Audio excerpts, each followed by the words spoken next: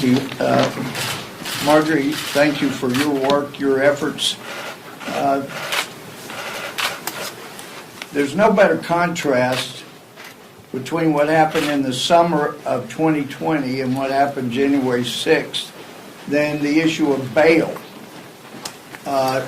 We hear from many people that participated in destroying federal buildings, police buildings, looting, then that they had no bail, so they were immediately allowed to be released. And yet we've got people in the D.C. jail who had no bail, meaning they can't get out. Now, on the state side, having been a felony judge, you had to have done something incredibly extreme to have bail so high that you could not make it, especially a no bail situation. It's just so extremely rare. But to have that kind of dichotomy here in the nation's capital is pretty outrageous. We know, for those that are still taught any type of civics, of government, you know that under our system, you are innocent until proven guilty. And the law and the Constitution have made very clear you're not to punish anyone who's in pretrial confinement. Pretrial confinement is not a place for punishment. That can only come after conviction. And yet here what we've seen in the D.C. jail amounts to a great deal of punishment. And to be clear, it's not just the inmates that have suffered. As Marjorie and I toured the D.C. jail, some of the conditions were so astounding, I've asked more than one guard, have you ever worked in a facility that had these kind of problems? And quietly they would say, never, no. It is outrageous. Now, there's some that say, oh, it's just because you've not been in jails or prison, you don't know this is what it's like. No, those people that said that have not witnessed what's been going on in the D.C. jail. First, we have heard repeatedly since January 6th, this was an armed insurrection. And as I asked Merrick Garland, and I've asked others, you know, is there anybody been charged with insurrection? And the answer is actually no. No one has been charged with insurrection.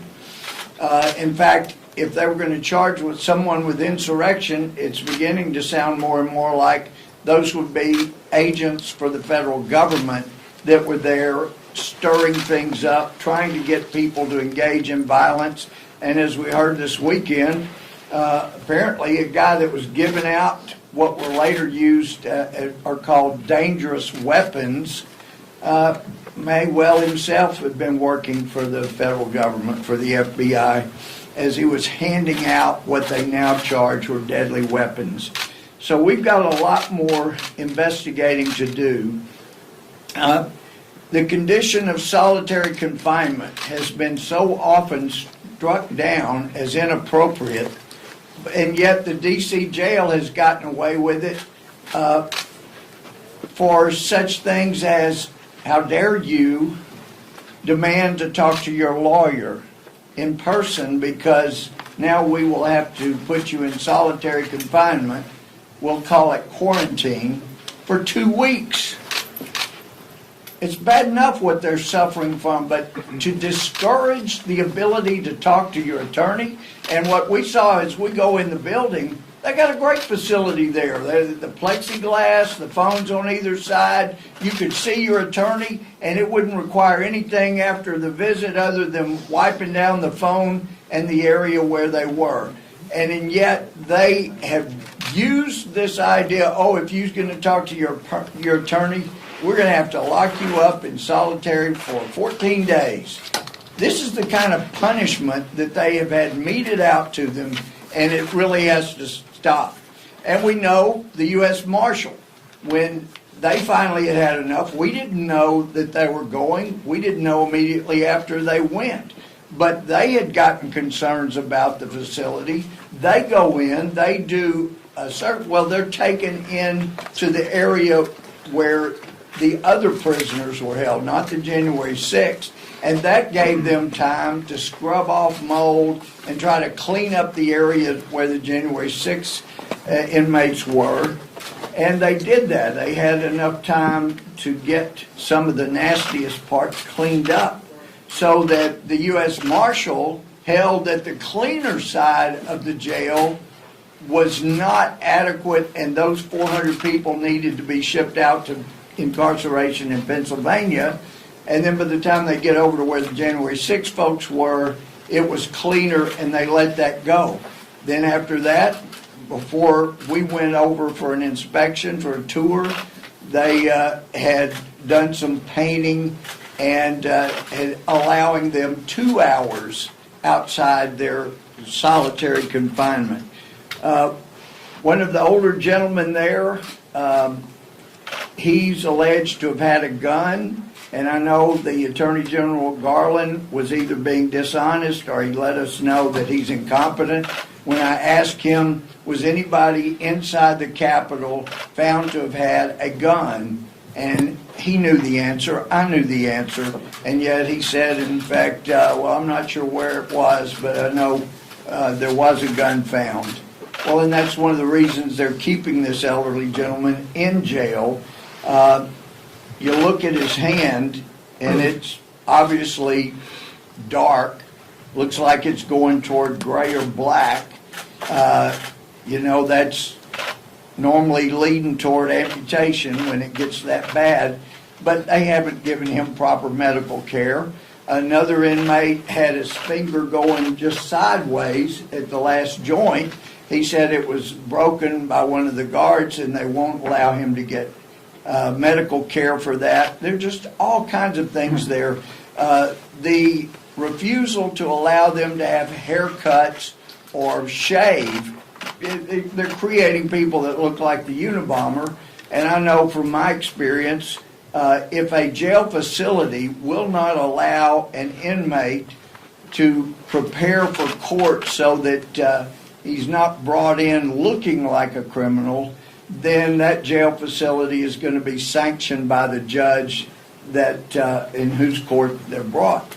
None of those things are happening. We've got one judge, Judge Lambert, that has started to take action, but there's not nearly enough.